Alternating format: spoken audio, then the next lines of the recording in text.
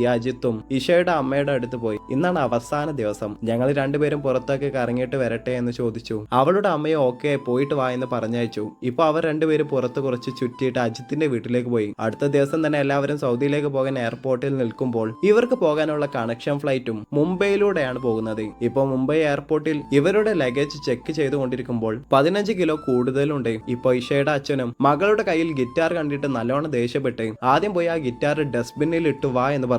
വേറെ വഴിയില്ലാതെ ഗിറ്റാർ എടുത്ത് ഡസ്റ്റ്ബിന്നിലേക്ക് ഇട്ടു. ഇത് കണ്ട ഇഷയുടെ അമ്മക്ക് സഹിക്കാനാവാത്തത് കൊണ്ട് ഹസ്ബൻഡിന്റെ അടുത്ത് പോയി ആ ഗിറ്റാർ നമ്മുടെ മകളുടെ സ്വപ്നമാണ്, അത് ആദ്യം ഡസ്റ്റ്ബിന്നിൽ നിന്ന് എടുത്തു കൊണ്ടുവരാൻ പറയൂ എന്ന് പറഞ്ഞു. അത് കേട്ട സൈക്കോക്ക് നല്ല ദേഷ്യം വന്ന് എന്നെ എതിർത്ത് സംസാരിക്കാൻ മാത്രം നീ വളർന്നോ എന്ന് പറഞ്ഞു. അടിക്കാൻ നിന്നതും ഈ എയർപോർട്ടിന്റെ അകത്ത് എന്നെ അടിച്ചാൽ ഇവിടെയുള്ള സാക്ഷികളെ വെച്ച് ഞാൻ പോലീസ് സ്റ്റേഷനിൽ കംപ്ലൈന്റ് കൊടുത്ത് നിങ്ങളെ ജയിലിലാക്കുമെന്ന് പറഞ്ഞു. എല്ലാ കാലവും നിങ്ങളെ പേടിച്ച് നിങ്ങളെ അടിയും വാങ്ങി ജീവിക്കാൻ പറ്റോ? എനിക്കും ആഗ്രഹങ്ങളൊക്കെ ഇല്ലേ എന്ന് പറഞ്ഞു. അവൾ ബാഗിൽ വെച്ച ഡിവോഴ്സ് നോട്ടീസ് എടുത്ത് അയാളുടെ മുമ്പിൽ വെച്ച് തന്നെ സൈൻ ചെയ്തു. എനിക്ക് എന്റെ മക്കളാണ് വലുത് എന്ന് പറഞ്ഞ് എയർപോർട്ടിൽ നിന്ന് പുറത്തു വന്നു. ഇപ്പൊ അവർ മുംബൈയിൽ ഉള്ളത് കൊണ്ട് തന്നെ ഫിലിം ഫെസ്റ്റിവലിന് മകളെ അങ്ങോട്ട് കൂട്ടിക്കൊണ്ടുപോയി ബെസ്റ്റ് ഫീമെയിൽ സിംഗറിന് അവാർഡും കിട്ടി. ഞാൻ ഇവിടെ എത്താനുള്ള മെയിൻ ആയിട്ടുള്ള കാരണം അവൾ അവളുടെ അമ്മയാണെന്ന് പറഞ്ഞു.